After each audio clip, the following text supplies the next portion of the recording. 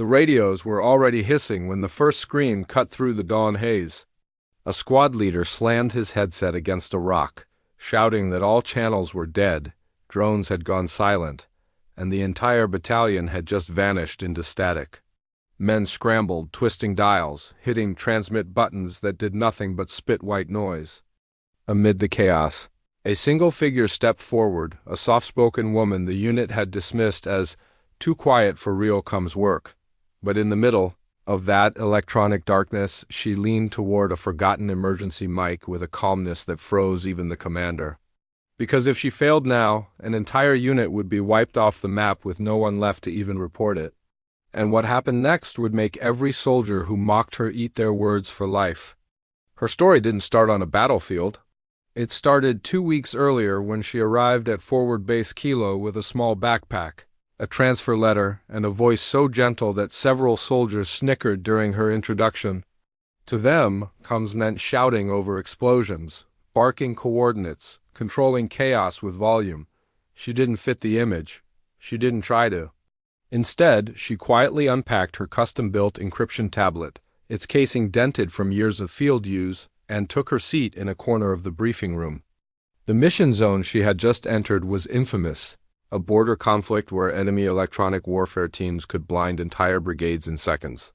Drones, GPS, encrypted radios, nothing survived their jamming nets for long.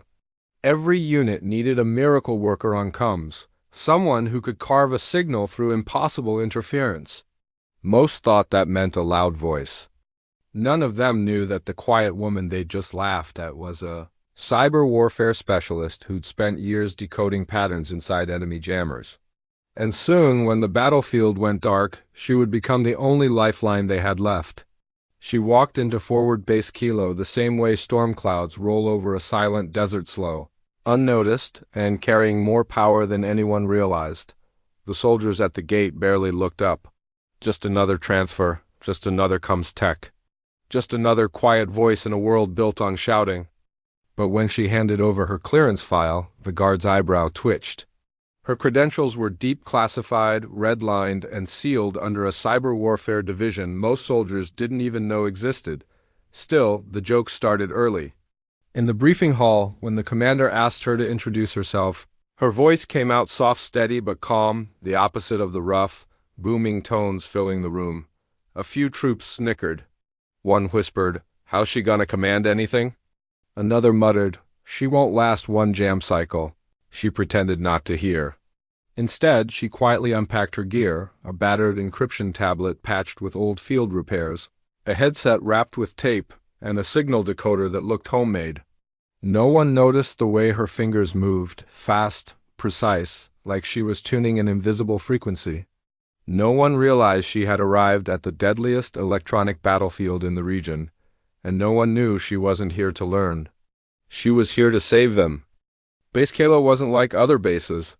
Every soldier felt it, the unease in the air, the way lights flickered at night, the constant fear that the next second could plunge everything into silence. Enemy jammers nested in the surrounding hills, invisible and merciless. They didn't just jam signals, they suffocated them, crushed them, strangled entire operations until units disappeared into the fog. The moment electronic silence fell, death usually followed. During her first patrol assignment, she walked at the back of the formation, listening instead of talking. She studied the rhythm of the static in her headset. Every soldier hated that sound.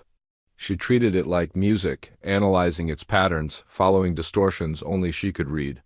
One of the squad leaders glanced at her and scoffed. "She's too quiet for this job," another joked.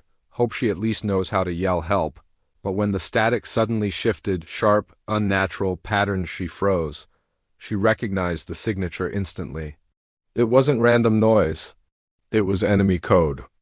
It was the first sign of a blackout. She opened her mouth to warn them, but before she could speak, the world around them cracked into chaos. Radios hissed. GPS died. Drone feeds blinked out.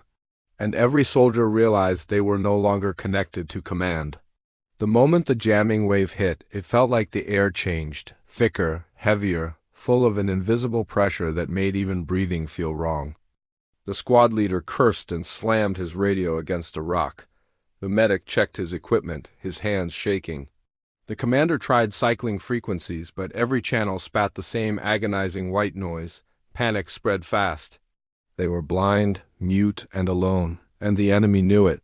She stepped forward slowly, her expression unreadable. While others fought their dead radios, she simply listened. Inside the static, beneath the distortion, she heard the faintest trace of a pattern and opening, a microscopic crack in the jamming wall. She pulled her old encryption tablet from her pack. The screen flickered, fought the interference, then stabilized. Her fingers flew across it. A soldier noticed and snapped, "What is she doing? This isn't a classroom." But the medic watched her differently, curious, cautious, sensing something no one else did. She plugged her headset into the tablet. The static roared. She didn't flinch. Instead, she closed her eyes and whispered into the emergency mic, her voice soft but steady. Every head turned. Because in the middle of the blackout, she was the only one not panicking. Her whisper cut through the chaos like a scalpel. She wasn't calling for help. She was issuing coded pulses, tiny bursts of encrypted sound that piggybacked on the enemy's jamming signal. The squad leader froze. No one had ever seen anything like it. The medic leaned closer as her tablet lit up with scrambling waveforms. She was mapping the jammer in real time. Through the noise. "Who trained you?" the commander demanded. She didn't look up. "Nobody you've heard of." Her pulses shifted, weaving through interference until she found what she needed, the jammer's heartbeat. Every jammer had a repeating rhythm hidden deep inside its chaos. She timed her transmissions perfectly so they slipped through the cracks without being crushed. The medic gasped as the first clear tone pierced the static. It was faint but unmistakable, a returning signal. "I've got a window," she said softly. "A small one, but it's enough." She didn't shout. She didn't raise her voice. She didn't need to. Her calm was its own kind of authority. Slowly, one by one, the soldiers gathered around her, listening as her soft commands threaded themselves into the jamming field. Her voice, once mocked, had become their lifeline. Enemy drones appeared, first silent shadows gliding through the smoke. The squad braced. They had no air support, no intel, no backup. But she kept transmitting, matching the jammer's pulses beat for beat until she found the exact frequency that would destabilize its core. "This won't break it," she whispered. "But it'll confuse it long enough for command to hear us." The commander blinked. "You can confuse a jammer?" "Only if its operator isn't as good as he thinks." She input a final sequence. Rapid burst of encrypted codes designed to slip past the jammer's defenses like needles. For 2 seconds, nothing happened. Then the static stuttered, then it split. A sliver of clarity punched through the noise. Not much, but enough. Enough for her to send coordinates. Enough for her to push a distress code. Enough for command to hear a single sentence. "Unit under attack, enemy drones inbound." The medic watched her, stunned. Soldiers who mocked her now hovered behind her like a protective wall. And when the jammer finally crashed back into full force, it was already too late. The message was out. Reinforcements were coming. Because she, the quiet one, had clawed a signal out of the deadliest silence they'd ever faced. Minutes later, friendly air support roared overhead, shredding enemy drones out of the sky. The ground trembled as reinforcements stormed in from the west ridge. The squad, moments from being erased, was now being pulled out of a death trap because of her. When the dust settled, the commander approached her slowly, helmet in hand. "You saved this unit," he said, voice cracking.